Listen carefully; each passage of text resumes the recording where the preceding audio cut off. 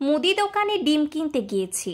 পাশে এক লোক বাচ্চা নিয়ে দোকানে এসেছে। লোকটা সম্ভবত শ্রমিক বা রিক্সা চালক। শুকনা, কণ্ঠার হাড্ডি বের হয়ে আছে। অভাব অনটন তাকে কেমন জীর্ণ শীর্ণ করে রেখেছে। তার বাচ্চাটারও একই অবস্থা। লোকটা 250 গ্রাম তেল আর লবণ কিনতে এসেছে। বাচ্চাটা জুলজুল চোখে লজেন্সের বয়ামের দিকে তাকিয়ে আছে। বেচারা চাইতে সাহস পাচ্ছে না।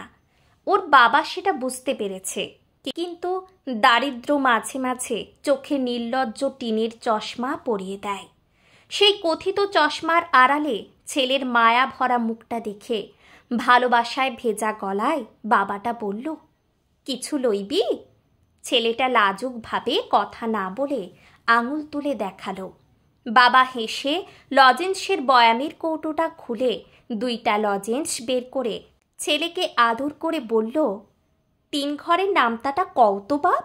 বলেই লোকটা আর চোখে সবার দিকে হালকা তাকালো। তার সেই দৃষ্টিতে কেমন একটা চাপা উত্তেজনা। যদি না পারে? সবাই তো তাকিয়ে আছে।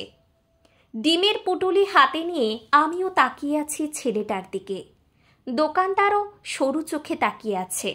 এই পিচ্চি পোলা নাক দিয়ে সিকনি ঝরছে, সে বলবে 3 ঘরের নামটা? এই কঙ্কালসার ছেলে 3 কত হয় সেটাই তো জানে না। ছেলের হাতে লজেন্স, সে লজেন্স 2টা এ হাত ও হাত করছে। বাবার দিকে এক দৃষ্টিতে তাকিয়ে আছে।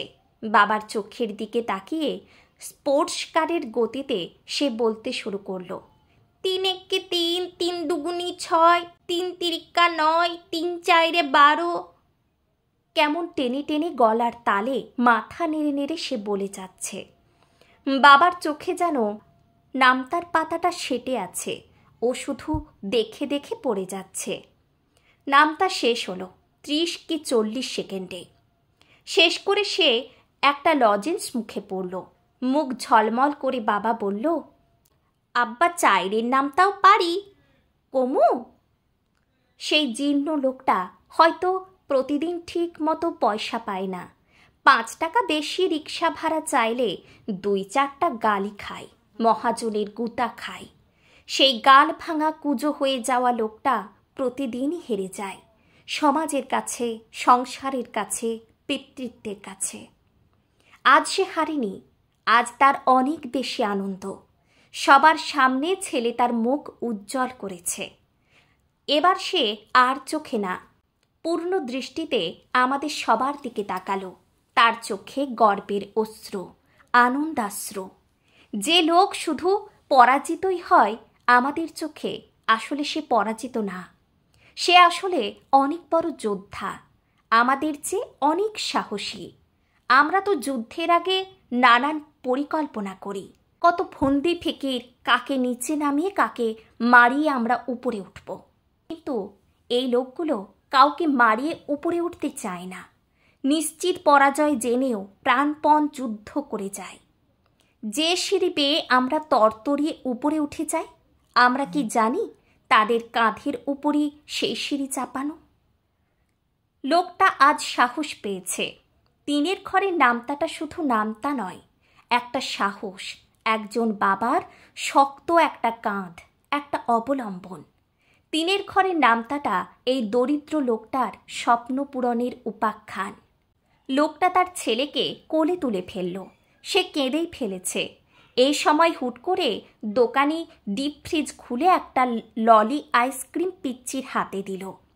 সাব্বাস, জজ ব্যারিস্টার হইয়া দেখাইয়া দিস সবাই রে। ল, আইসক্রিম খা, বেশি খাইস না, গলা ফুইলা গেলে কথা কইবার পারবি না। ছেলেটা খুশি মনে আইসক্রিমটা নিল। বাবা ছেলে চলে গেল। আমি ওদের দিকে তাকিয়ে আছি।